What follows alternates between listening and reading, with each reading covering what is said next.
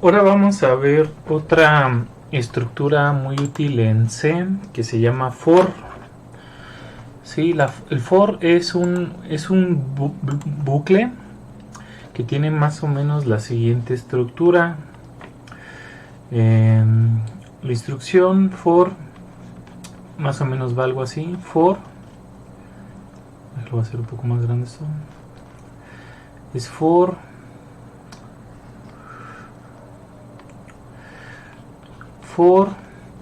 vamos a poner aquí instrucciones iniciales. Es iniciales.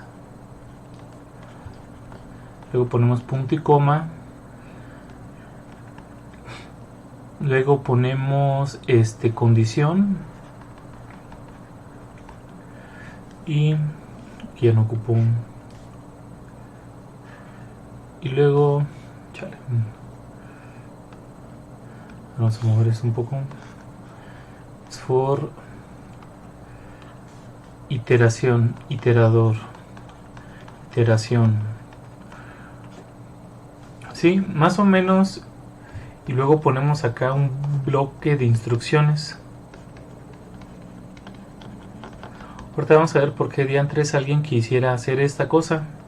Más o menos esta estructura tiene. Y si lo hiciéramos en un diagrama de flujo, tendría una cara algo así. Sería como instrucciones iniciales.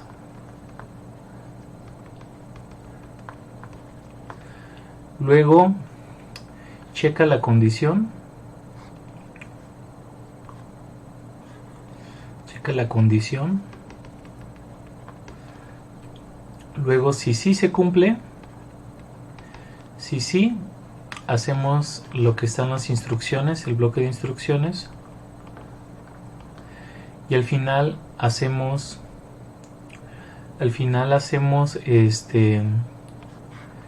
las instrucciones de iteración.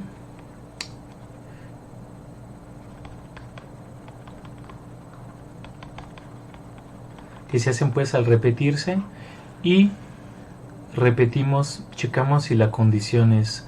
Si la condición no se cumple, se acaba. Entonces tiene más o menos esta pinta. Las instrucciones iniciales serían estas que aparecen aquí. Luego tenemos una condición, que esta aparece aquí en la toma de decisión, en el condicional. Luego tenemos las instrucciones, el programa que se va a estar repitiendo en un inicio, en todo el ciclo. Y tenemos luego unas instrucciones que se van a repetir cada que se dé una vuelta. Sí, estas se realizan al final. ¿Vale? Entonces esa estructura tiene el for. Ahorita vamos a ver por qué es útil esa estructura. ¿Sí? Por ejemplo, en matemáticas queremos nosotros normalmente ya queremos encontrar, por ejemplo, sumatorias. En matemáticas normalmente queremos encontrar sumas desde igual a m hasta n o no sé. Queremos encontrar sumas que van desde cierto número hasta cierto número. Sí, hay un montón de series que, por ejemplo, la suma de i igual a 1 hasta n se puede expresar de la siguiente manera. Es 1 más 2 más 3 más 4, así sumar i hasta llegar hasta el n. Esto lo podemos ver utilizando un bucle en programación. ¿Sí? Este tipo de suma, yo puedo, por ejemplo, en un inicio declarar una variable que se llame suma, asignarla 0 y tener una variable i que se llame 1. ¿Sí? Entonces luego a suma, ¿qué pasa si a suma le sumo el 1? Le sumo el i. Fíjense, aquí, acuérdense que aquí estoy incrementando. Incremento a suma el valor de i. ¿Sí? Ese es un incremento. De hecho lo podemos pensar como suma es igual a suma más i. Entonces Le sumo i, entonces en suma se guarda el valor de i, y luego en suma, perdón, aquí, el valor de i lo incremento en 1, ¿sí? Si lo incremento en 1, ahora el i va a valer 2, ¿sí? Y si vuelvo a incrementarle, ahora le sumo 2 a la suma, ahora la suma ya va a valer 3, ¿sí?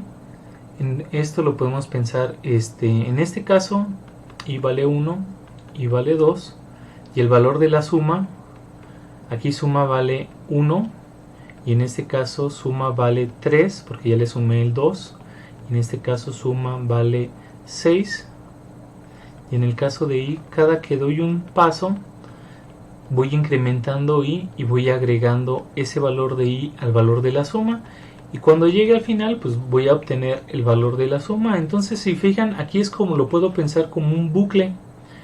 Aquí suma empiezo igual a 0, y es igual a 1, y lo que hago es voy a repetir hasta que i sea menor o igual a n. En el momento que i sea igual a n, me voy a detener. En el que sea mayor a n, ya no hago este procedimiento. Cuando llego a n, ya no sé qué valor va a tener la suma, pues puede ser muy grande, puede ser muy pequeño, depende de qué valor. Aquí, quién sabe qué valor tiene, pero ya le habré agregado el último valor de i es igual a n, y se lo agrego a esta suma y acabo, ¿no? La suma, puedo encontrar cuánto vale la suma. Entonces, este tipo de instrucción se puede hacer con un for fácilmente. ¿Sí? Vamos entonces a poner vamos a hacer esta suma en C. Vamos a imitarla, cómo se haría este procedimiento en C. Vamos a ver cómo se haría en C este tipo de programa. Entonces vamos a empezar. ¿Qué pasa? Ok, como que algo pasa cuando tengo dos punteros. Si se fijan, tengo dos punteros. Bueno, entonces vamos a ingresar la librería estándar. Voy a grabarlo, suma.c.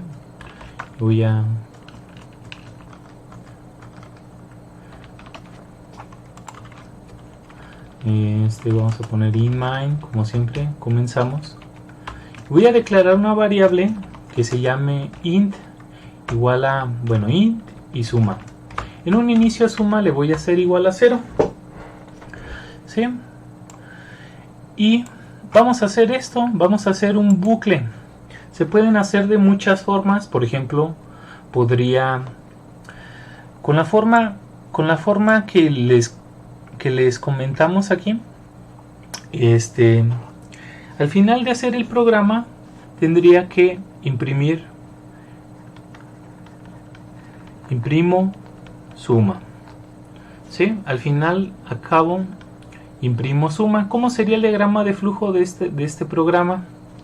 Yo tengo en un inicio, tengo i, empiezo en 1, suma es igual a 0, y lo que me fijo es i es menor o igual a n. Tengo por ahí también definida n. Y si sí, ¿qué voy a hacer? A suma le voy a sumar igual, le voy a sumar i, ¿sí? Después de eso, ¿qué debo hacer? Al i le debo incrementar 1, y entonces repito, ¿sí? En el momento que ya no quiera, que ya acabe, cuando ya i sea mayor que la n, tengo que imprimir aquí, imprimo n. Entonces, y se acaba pues el programa. Fin. Entonces,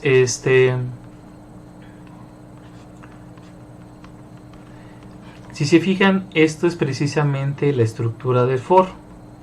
Esto es un bucle que se está repitiendo una y otra vez y tiene exactamente la forma de for que he mencionado. Aquí la condición, esta es la condición, estas son las instrucciones. Si se fijan, después de cada ciclo tenemos que incrementar el valor de i. Esta es la instrucción de iteración.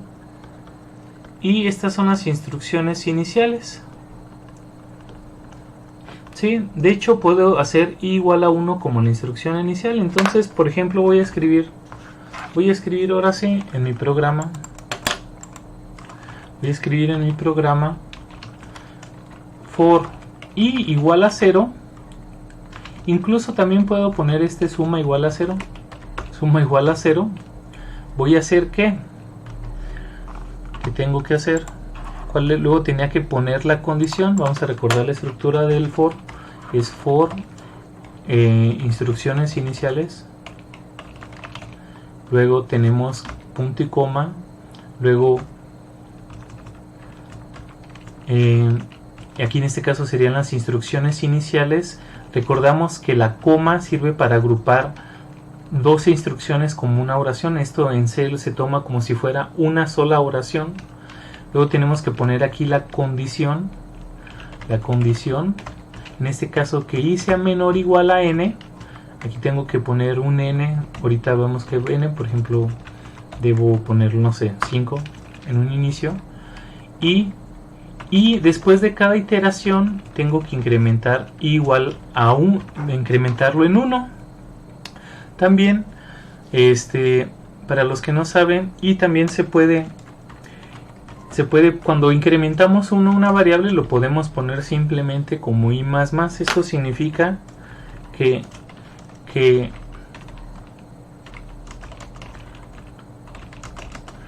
entonces todas estas dos son iguales. I más igual a 1 o i más más incrementa la variable i en 1.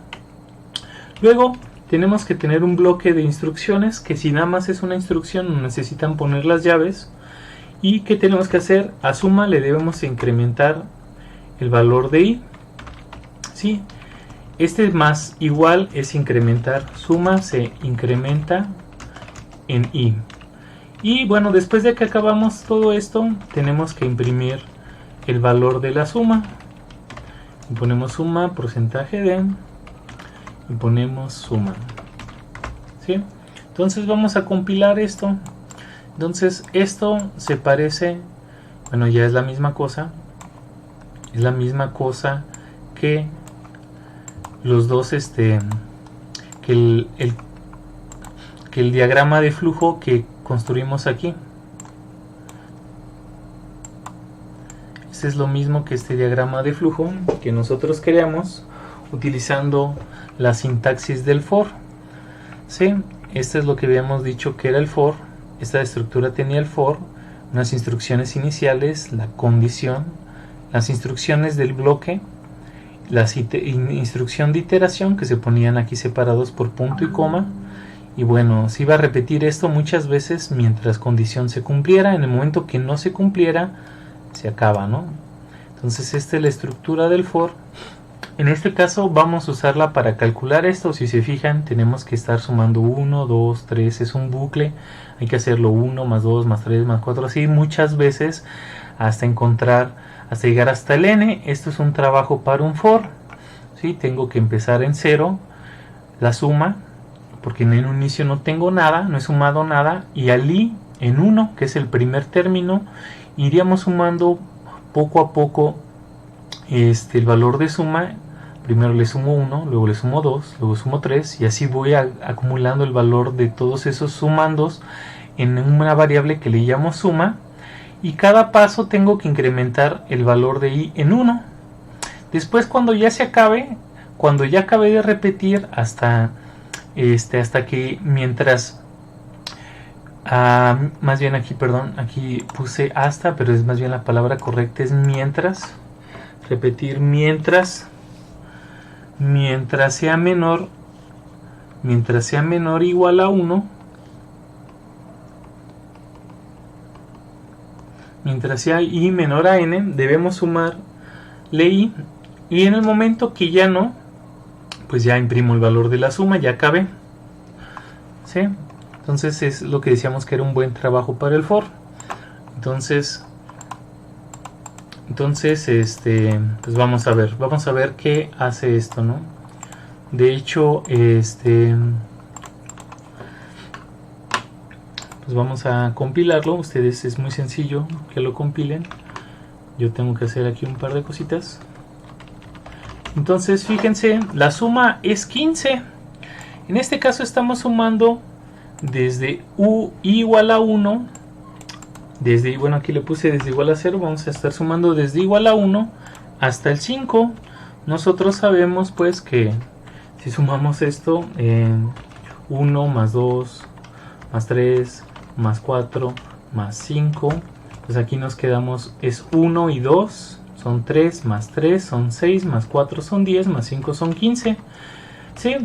Si no nos queda claro que si quisiéramos ver qué está haciéndose dentro de los for, podríamos imprimir qué está pasando. Por ejemplo, puedo imprimir print f y pongo, por ejemplo, porcentaje de suma actual.